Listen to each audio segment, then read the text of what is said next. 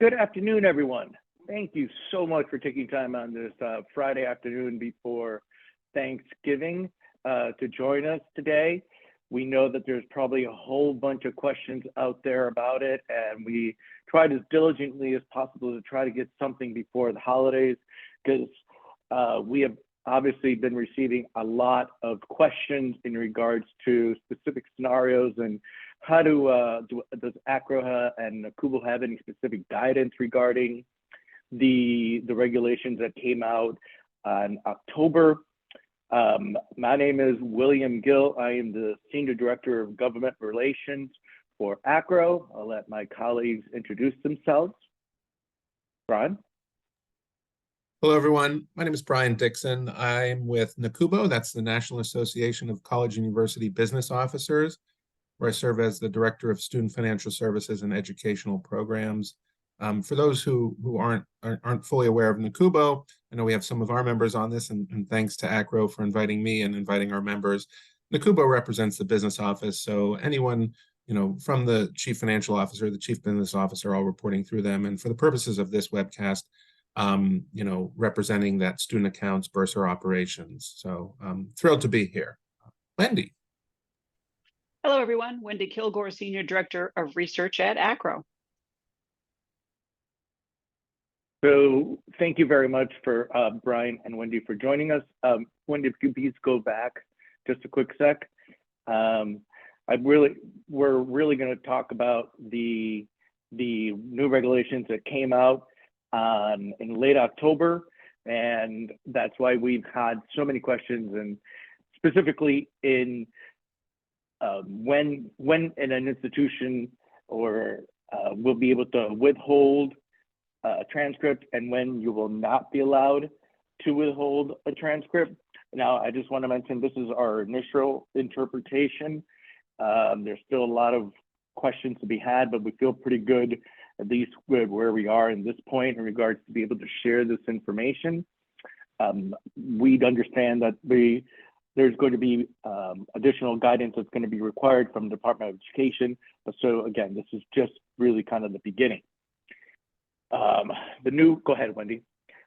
We know that the new regulations impacted a lot of workflows within the higher ed community.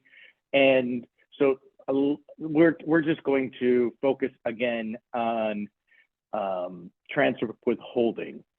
Our initial interpretations, and we'll go over some different scenarios that we've identified. A couple housekeeping items. You will be muted until the presentation is over. Then you'll have the opportunity to ask questions. We'll unmute your mic. We ask that you kind of use the raise hand function. So we could try to keep it orderly in that method. Also, if anybody has any questions along the way, you can either put them in the Q&A box, and we'll also can take them all the way at the very end. We'll answer those in the order that they came through. So with that, it says that we're going to go 45 minutes. We have an hour. We hope to be able to get through the presentation as quickly as possible to really allow a large amount of time for the Q&As. And once again, the webinar will be recorded, and individuals will have access to the webinar recording both on the AACRAO and the NACUBO websites.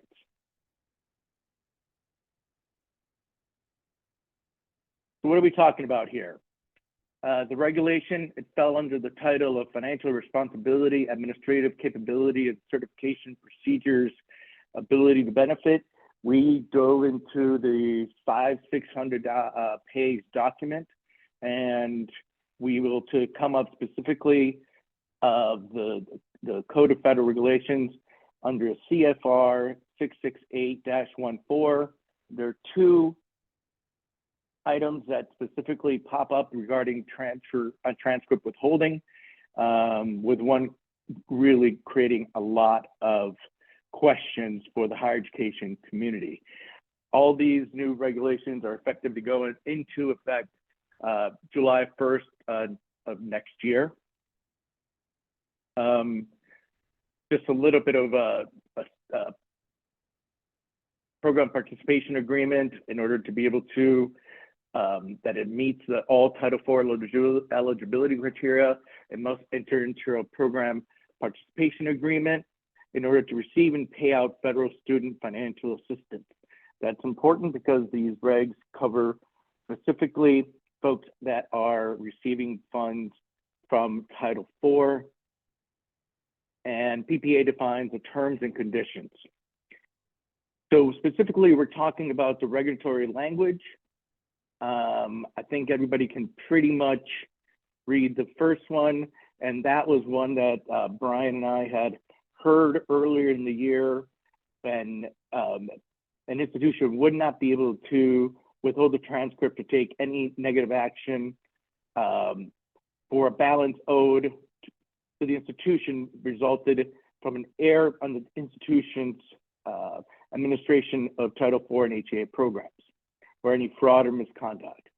The new language, which caused a lot of questions, it's amazing how such little language can create such havoc, is that the whole 34 required institutions to provide an official transcript that includes all the credit or clock hours for payment periods in which, one, the student received Title IV HEA funds, and two, all institutional charges were paid or included in an agreement to pay at the time of the request is made. There's a lot of ways to interpret it and slice and dice it.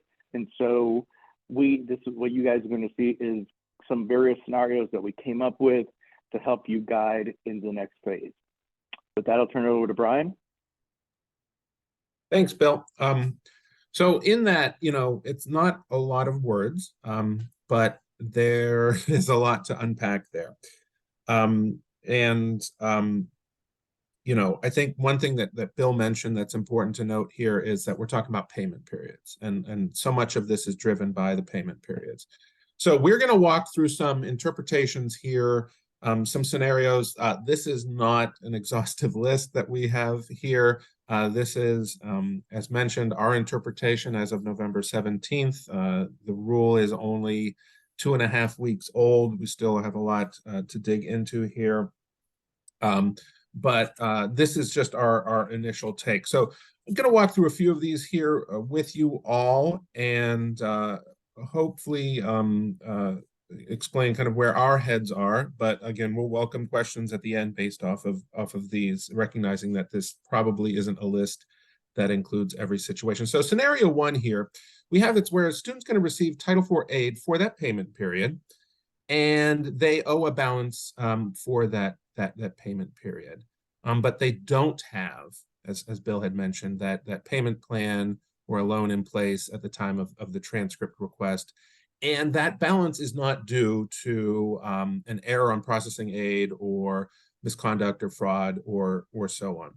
So in this particular scenario, based off of our read of the rules, an institution may be able to withhold the transcript.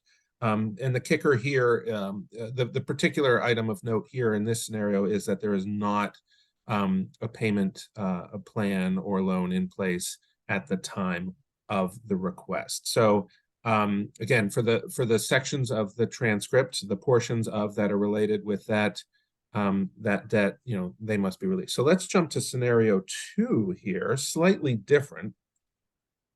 This is where a student, again, receives Title IV aid for the payment period. There is a balance, again, for one or more payment periods. And the student may or may not have that loan or payment agreement, but the balance is due to an institutional error on the school's part here in processing of Title IV aid, and the institution committed fraud or misconduct. And this rolls up into that first portion of what Bill was mentioning, in that if the balance is due to institutional error, fraud, misconduct, that kind of is one of the initial triggering points there, so that an institution in this case would not be able to withhold the transcript or taking a negative action. So we will jump now. Things get a little more interesting as we dig a little deeper into scenario 3. In this particular example, we have it to where a student, again, is receiving Title IV aid for a payment period, and the balance still remains for that particular payment period.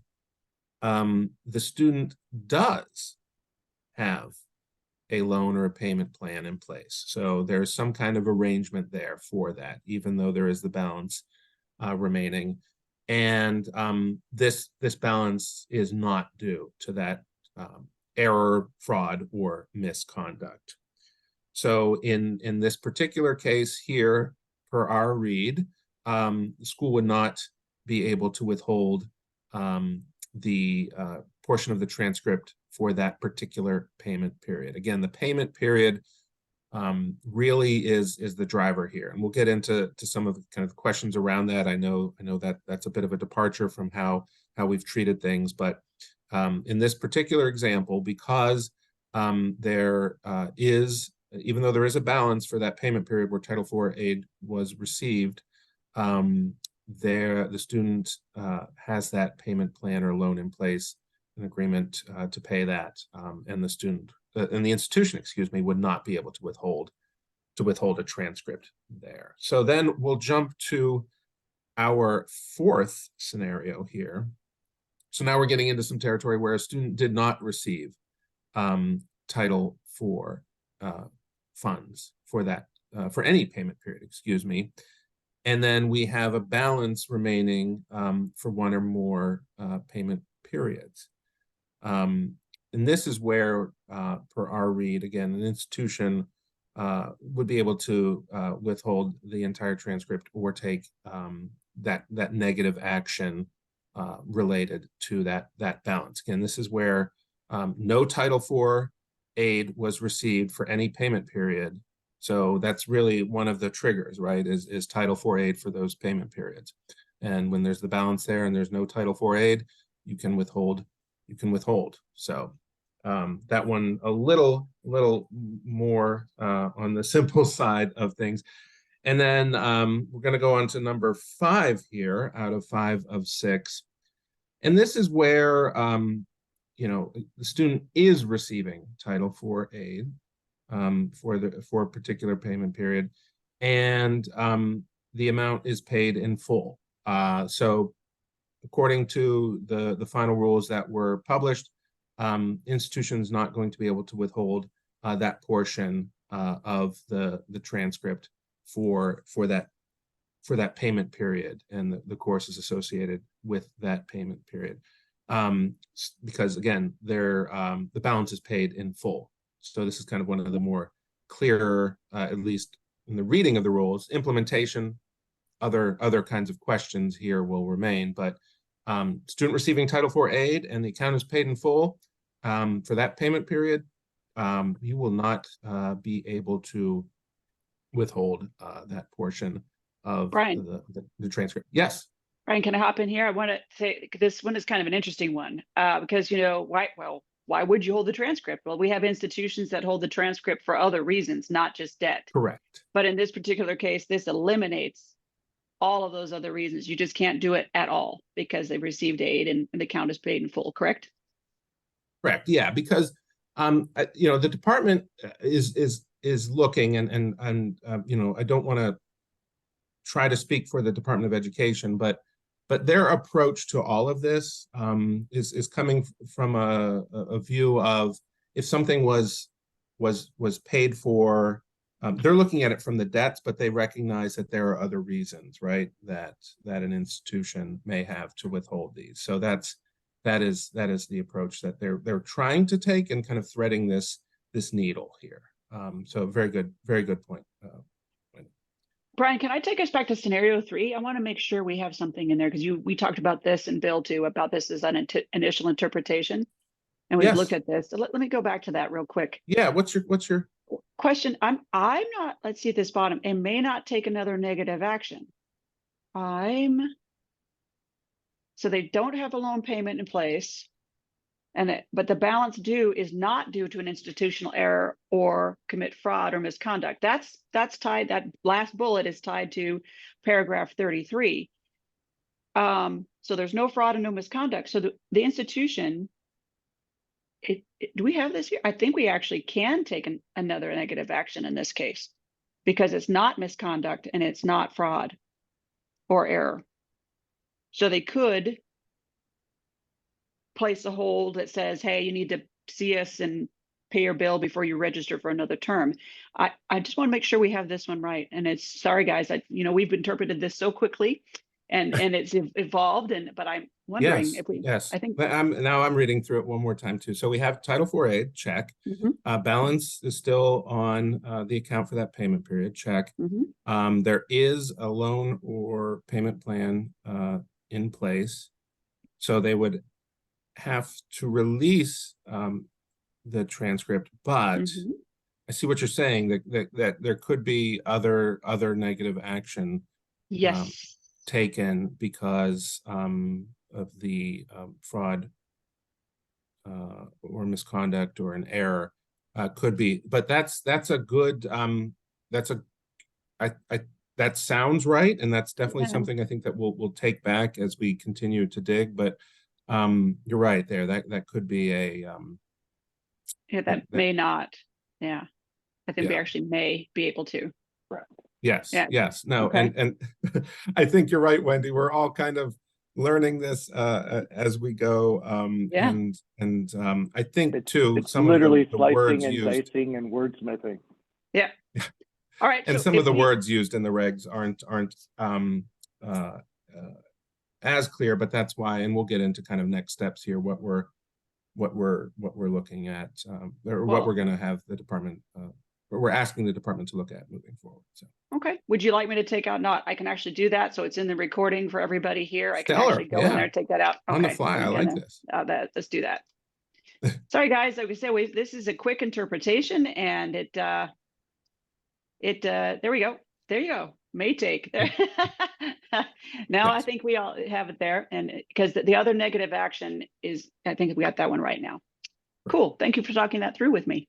No, absolutely. And thank you. I see the chat kind of lighten up there, but it's hard to keep an eye on while speaking. So thank you if that's where that came from. Appreciate it. Yeah, and as I mentioned, Brian, real quickly, I mentioned to everyone, keep the questions coming.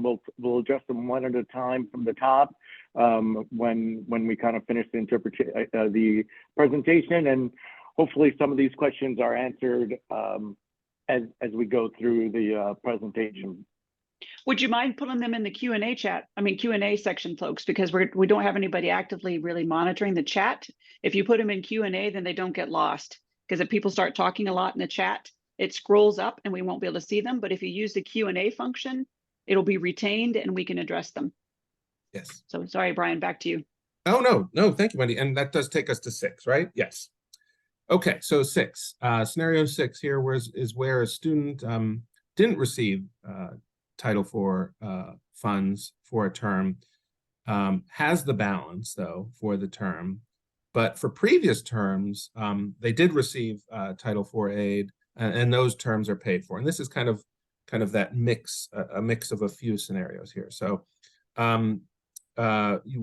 institution's not going to be able to withhold the transcripts for the previous terms, right? Because there was Title IV aid and the balance was paid in full.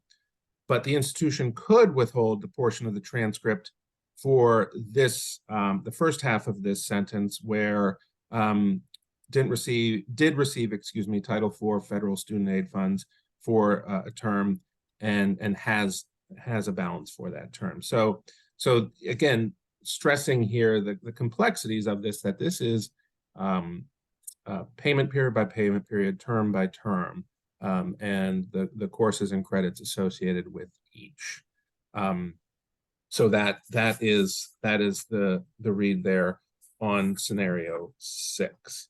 And then as we talk a little bit more about this, I know there is a a patchwork of state laws out there that address transcript holds, and the regs here do not address any interplay between those.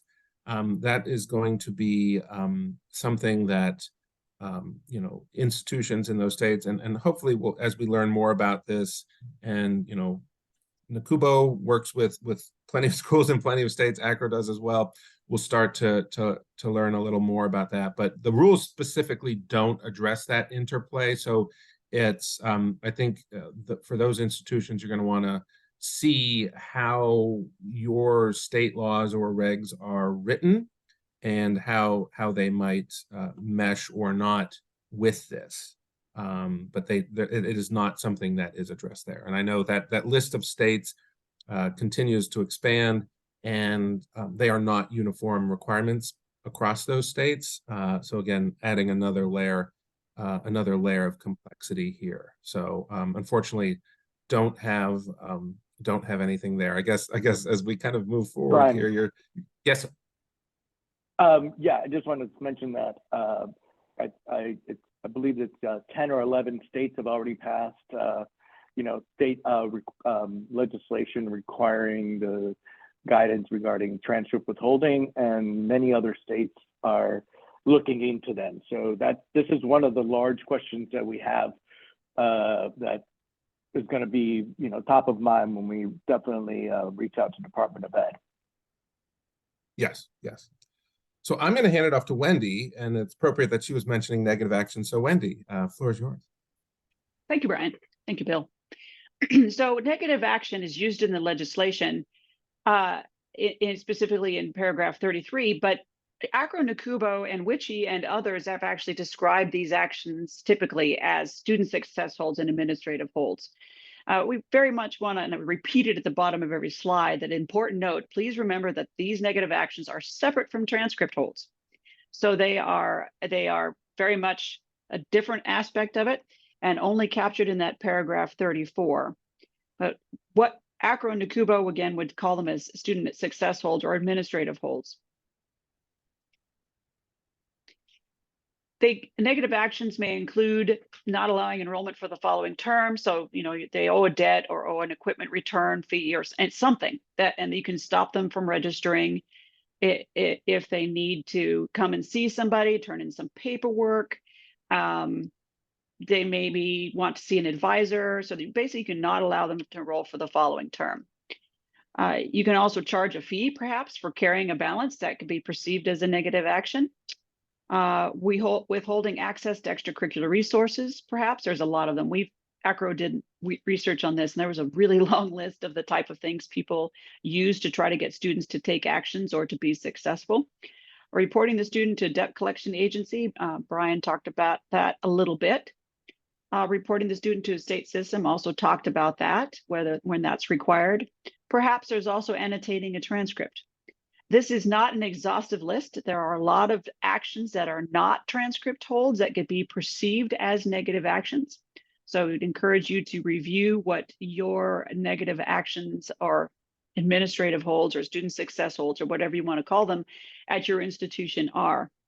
Again, the negative action is outside of or in addition to the transcript hold. When may they be used? Negative actions may not be used if they're tied to a balance resulting from an error or an institutional misconduct or fraud associated with Title IV or HEA programs. So it's a very specific, again, that chapter, paragraph 33, can't do it under these circumstances. Otherwise, our interpretation right now is they may be used.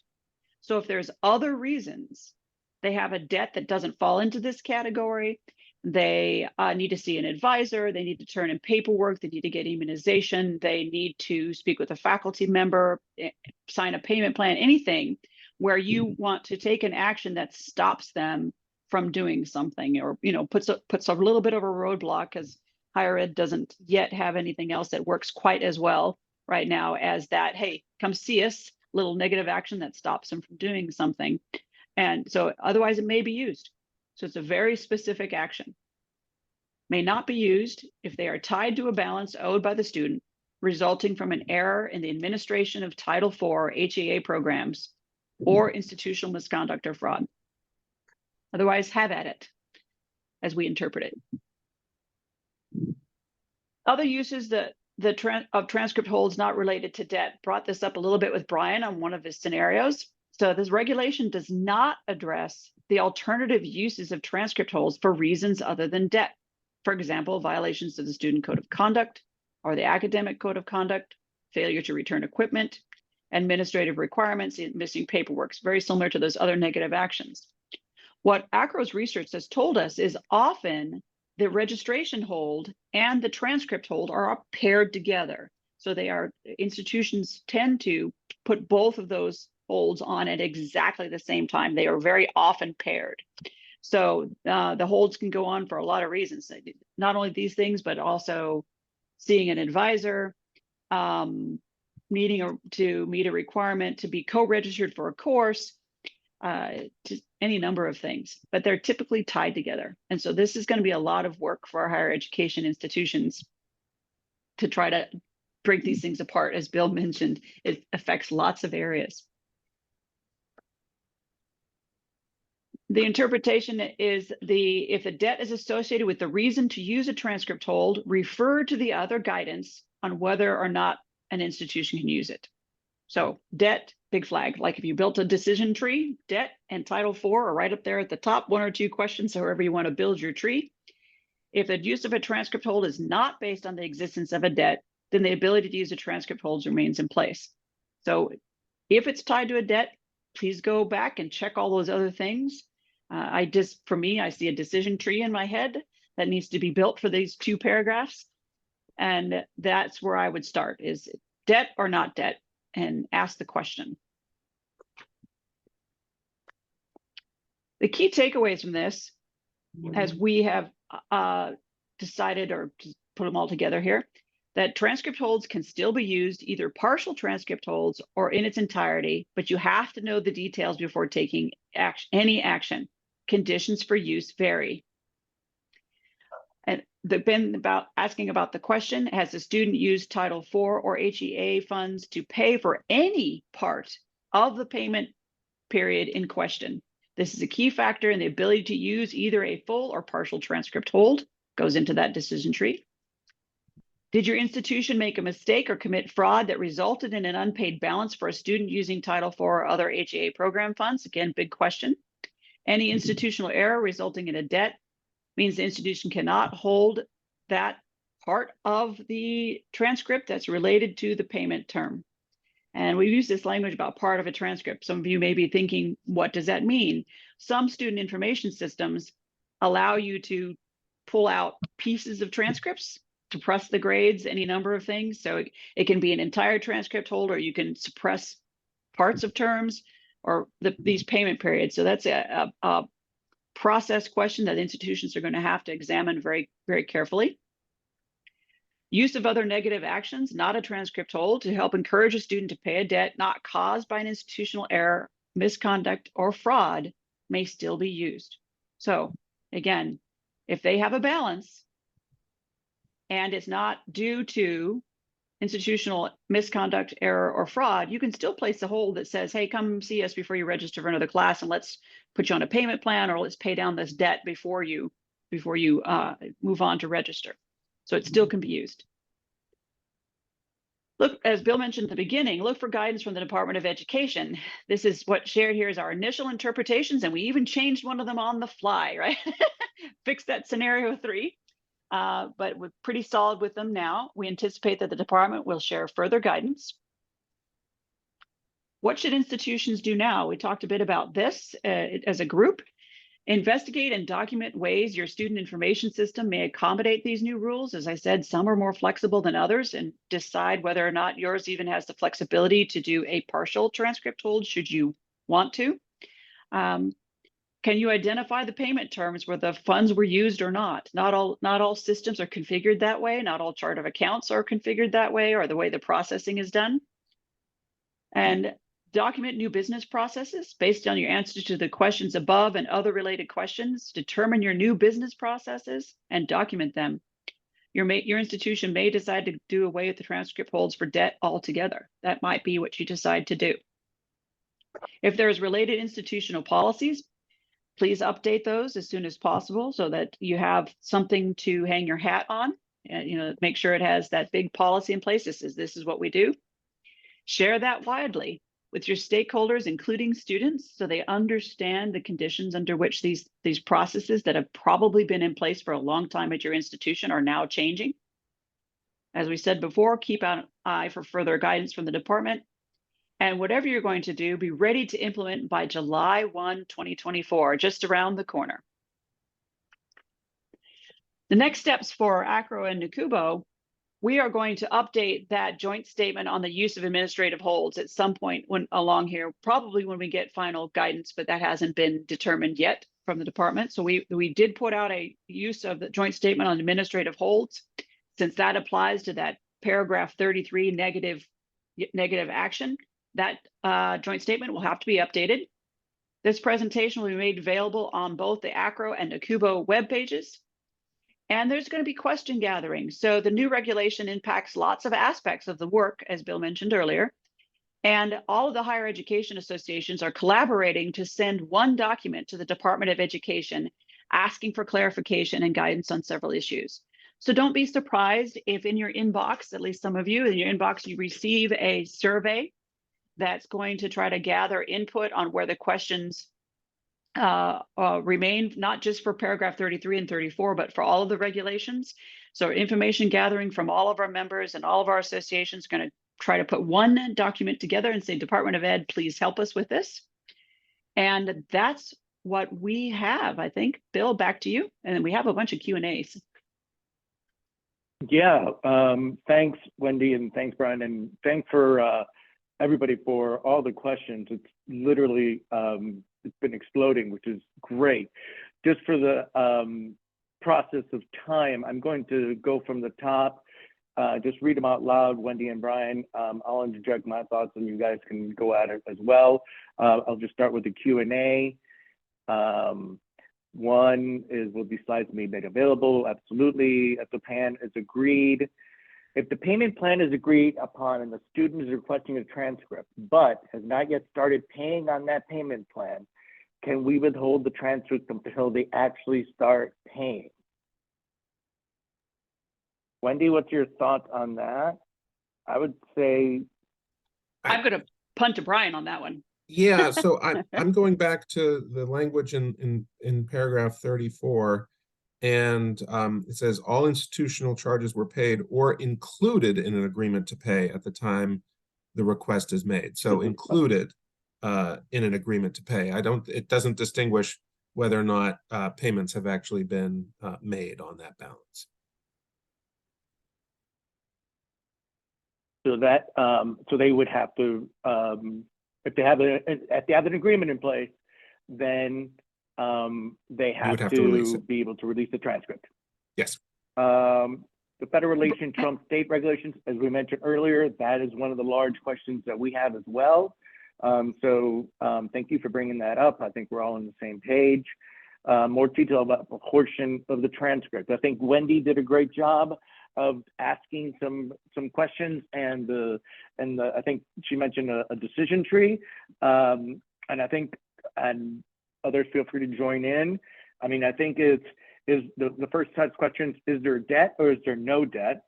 Did they use Title IV funds or anything from Department of Ed or not? That leads you into the decision.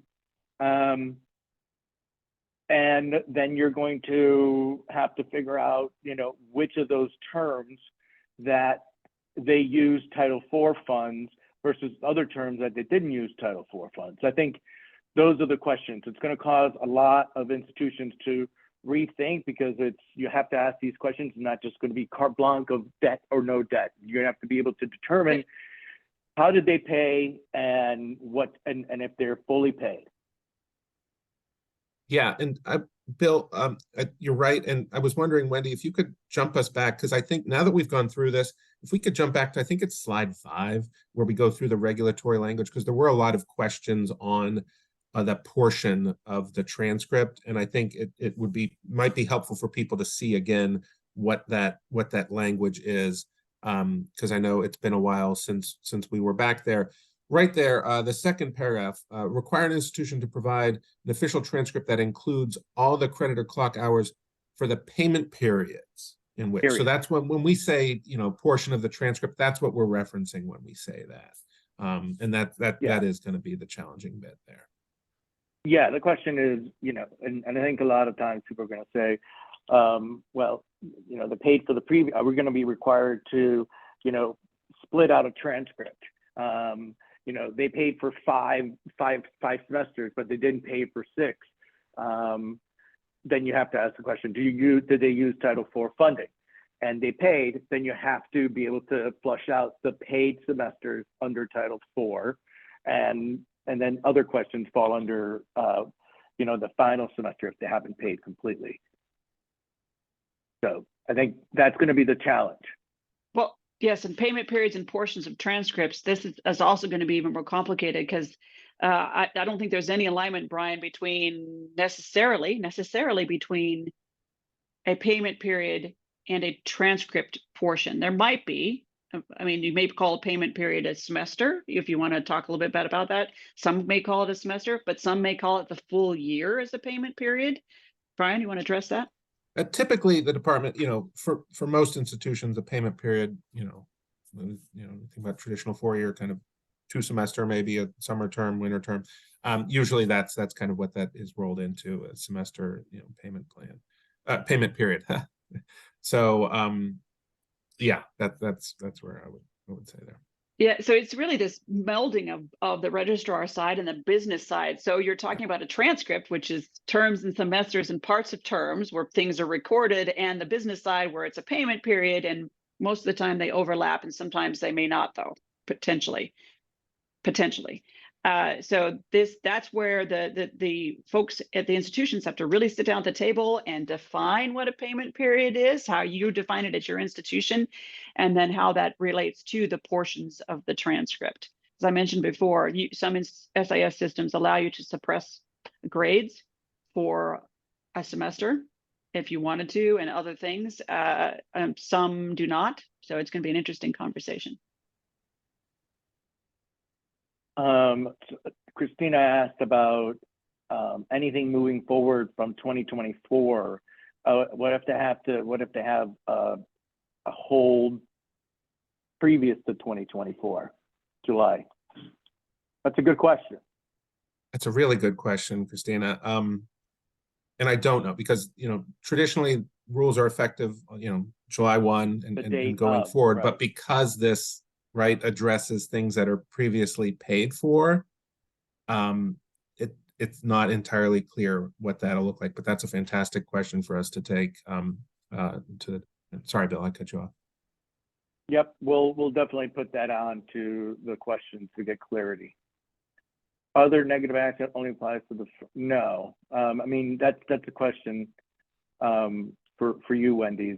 So is our interpretation, unquote, other negative actions only applies to when there's fraud?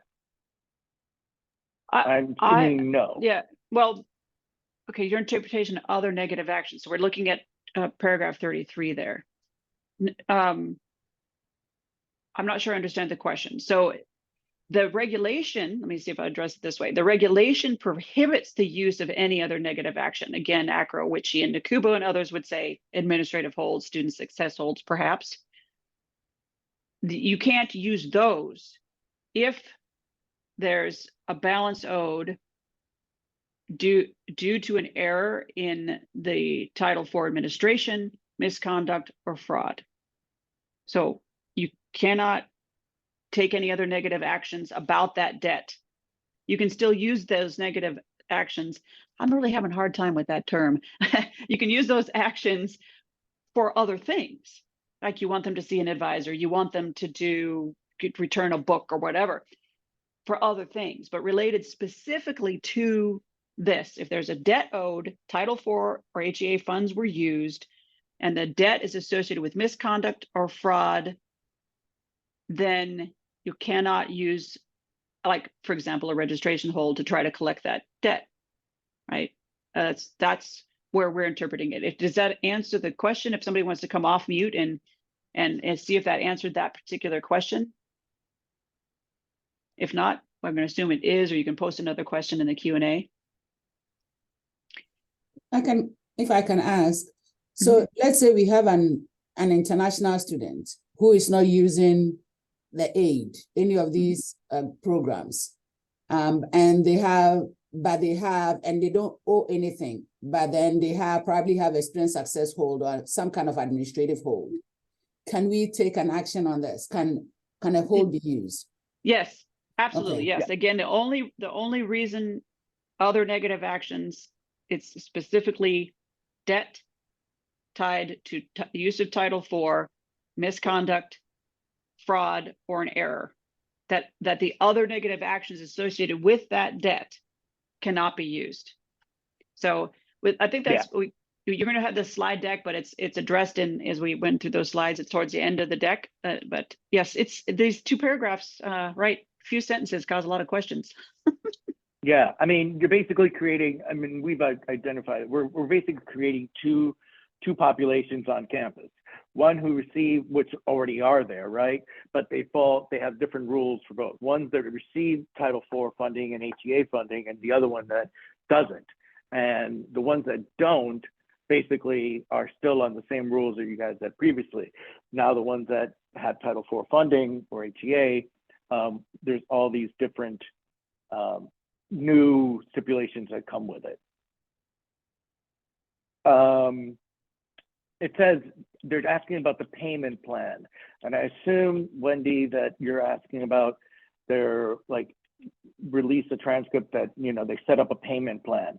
They're asking if it's directly with the institution or with an agency that I guess would assume would pay the institution, or Brian, was that?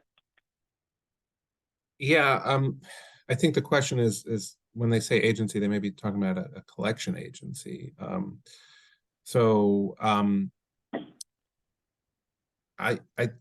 think once it goes to a collection agency, it's out of your hands, right? Yeah, well, I would. No. I would. It's still a promise to pay. Yeah, right? It is a promise to pay. I would.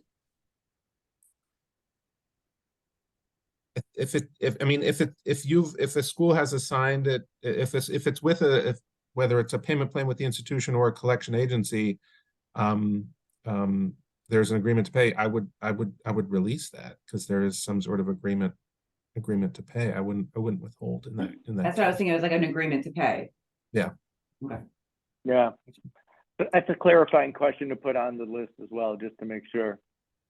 May I ask another question? I'm so sorry. So if they're on a payment plan and the payment, say every month they have a payment, but if they miss the previous month, what would you do in that case? But the same answer? Regs don't really address, delinquencies in payment plans. But that's another good one. Yeah, the promise to pay should probably be in good standing, but they would have to clarify what good standing meant. Exactly. Yeah. Thank you. Yeah. All Good question. helpful. Thank you. Piece, just you asked about VA or DoD. Has that nothing to do with veterans or DoD benefits? It's simply specific associated with Title IV and HEA funds. I hear a portion of the transcript where we expected to create, yes, partial transcript for semesters that are paid in full as opposed to semesters that are required. Again, did they pay utilizing any portion of that of Title IV funds? That leads you to a different road, like the different set of rules come into play of Title IV funds or HEA funds utilized to pay for a semester versus not using any. So yes. Bill, I want to expand a little bit on that one. So Jacob, okay. Please hop in if we haven't this interpretation. So you're not expected to create a partial transcripts. If your student information system cannot do it, I don't think they're expecting you to do that. And remember, we're talking about a very small portion of the population here. We're talking about students who've used Title IV that have a debt for a particular payment period or payment period. So this is hopefully a small percentage of your student population. I don't, let's see, provide an instrument may not withhold an official transcript. So you either have to release the entire transcript, or in the case of 34, you Title IV institution. I'm reading these again. You could choose to implement the partial transcript release, but there's nothing that tells them they must, right, Brian and Bill? There's nothing that says that they have to go down this partial transcript thing. Well, all the credit or clock hours for payment periods in which one the student received Title IV funds. So to me, that creates that requirement that if they use Title IV and they paid previous months, so they paid in full, that they're required to release at least those. Yeah, yes, again, but this is the partial transcript thing. I don't think it's a requirement here. But let's take this question offline and address it and think about it a little bit more, because we're trying to think on the fly here, because not all SISs can do a partial transcript. Right. So I think we need to talk about that one a little bit more, don't you, Brian and Bill? Yeah, I think Brian nodded his head. Okay, that's why we're having this webinar. All right. Bill, Jacob has a follow-up question about error on the part of university. Yeah, I would say yes. No, not the second portion. Financial holds on transcripts are still allowed if no errors. Yeah, if a student has a debt, we can go back through these scenarios again, guys. I would refer back to the scenarios because Brian did go through them, because we're talking about the if, or, but, and statements. And I don't think that we can think about those on the fly, but I'm pretty sure that particular scenario is addressed, isn't it, Brian? Yeah. I'm gonna put you on the spot here. Yeah. So let me get back down there. Let's see. Let me get to that scenario. So back to the scenarios. That's pretty sure these little permutations are all addressed in the scenarios 1 through 6. I would very much encourage you to go back through when we release this slide deck, go back through here. And I'm pretty sure that particular one, Jacob, is addressed in here. Brian? Yeah, I was going to say too, something that I wanted to, I had pulled out, and we didn't talk about it here, you know, this regulation obviously addresses a lot of other things, but in its entirety was something like 700 pages. And there's preamble text and a lot of questions and back and forth with the department from comments. And one item that the department noted in the preamble text was when they said, quote, "We have limited the applicability of the regulation that prevents institutions from taking any negative action to only occasions where the balance owed is the result of institutional error." So I think that's one of those things, you know, we can look at the regulatory language specifically, but like, honestly, and fortunately for you all, you're not reading this whole thing, but those are the little bits in there that provide a little extra context. So I did want to point that out. I think that could be helpful in this conversation. Yeah, there was 40-some pages on these two questions in the preamble. So I think if there are still any questions after you read this, please reach out to us and we can, we'll add that to the list of questions or be able to answer more directly. Hey, Rika Bill? asked about, yes. We have about 10 more minutes. I'm not sure we're going to be able to get through all 57 questions that are now there. So do we plan on annotating? I'm putting you guys on the spot. Are we planning on annotating and taking these questions and annotating them to the slide deck so we can address all these potentially? I was going to try to get as many through them, and if I need to take a little bit, 5-10 more minutes, that I'm fine with my schedule. If people want to stay, but I would say that we're going to have to, do an annotation of some sort to kind of maybe group them all together based on different questions and be able to, share them with folks. And I think too, right, this is our, we're responding based off our initial read of the regs. And this is kind of what we know now. In theory, we'll know a little bit more later as we learn more from the Department of Education and share those. So while we're while happy to answer as many questions as we can, I think some of these will not be able to be answered, and we're kind of getting, you're seeing some of that. Part of this too is to help us as we think about what to take to the department. So while I'd love to get through everything, we can think about what that looks like, but I say let's plow through, but I do have to scoot at the top of the hour, though, I will say. Okay. California has its own regs. That's one of the questions that we have that have to be addressed, especially since they're one of the first ones. If there's a payment plan in place, we cannot hold the transcript. Again, if it's Title IV, that's correct. The payment plan is in place. Appealing an assessment.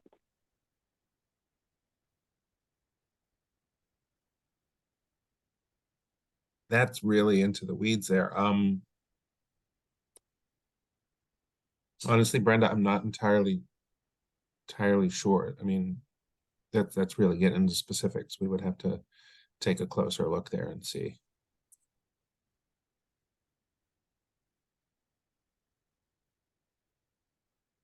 Isn't the goal of this from the department to actually act in the best interest of the student? So I think any decision making that you have to make prior to getting clarification would be looking at what's in the student's best interest, right? So if you're in an appeal situation, it would make sense to me that you would have to be in the student's best interest, which is what this whole mess is about.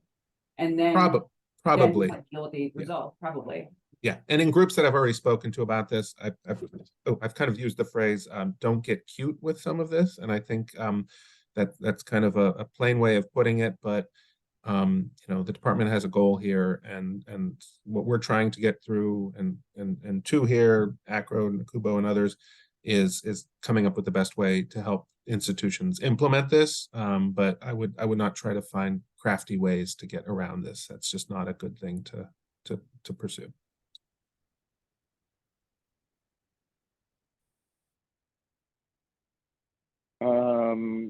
I think we've covered about what if loan payment does not cover an entire balance due. Again, depends from my interpretation, that depends on the type of balance that it is. And also if they have paid their previous semesters, and again, what Wendy talked about based on your SIS systems. So I think it's a different, the various scenarios based on different institutions. I think manage the partial transcripts. I think we just talked about that. Yes. Payment in good standing, would that impact, and how, and what would determine good standing?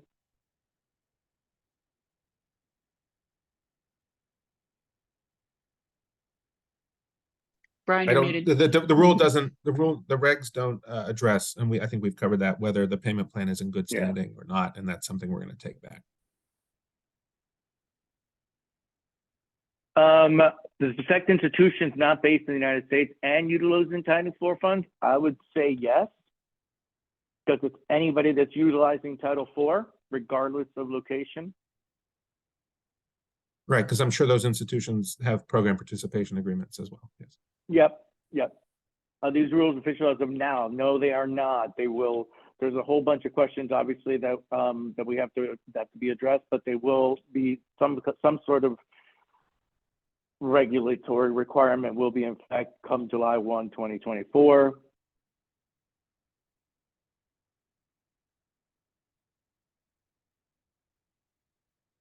Allowed to place a hold that prevents registration on the degree, or just yes, prevents registration, yes, or their degree, I would assume so, yes, and just solely for the transcript, yes.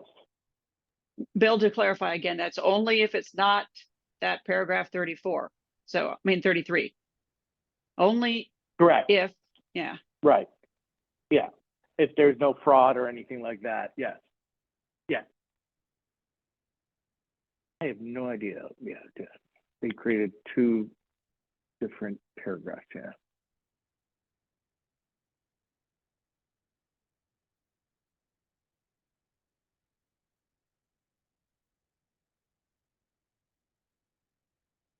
That's a long, we would only be required to supply students with the fall only academic transcripts.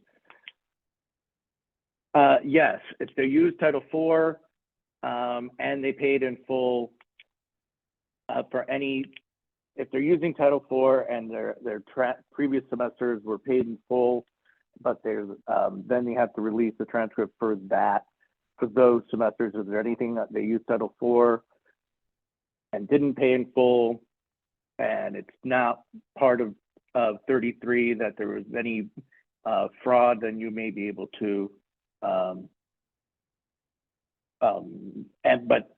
but if there's an agreement in play, then you can't withhold it. But if there's no agreement, then you can withhold it. So a lot of what ifs and buts.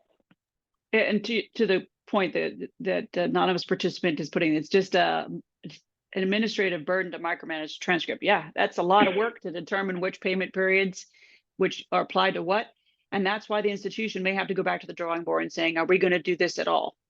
Right? That's really, you guys have to decide what your new processes and policies are going to be. So by doing this, I mean the partial, where you want to say, hey, there's a debt that we are allowed to put a transcript hold for that term. If we choose to do so, are we going to actually do it?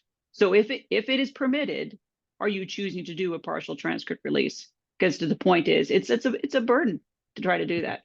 Absolutely, Wendy. And I've, already chatted in the last 2.5 weeks with a lot of folks who have indicated that they're going to kind of say, well, we give up, that's it. And, again, that's going to be an institution's choice.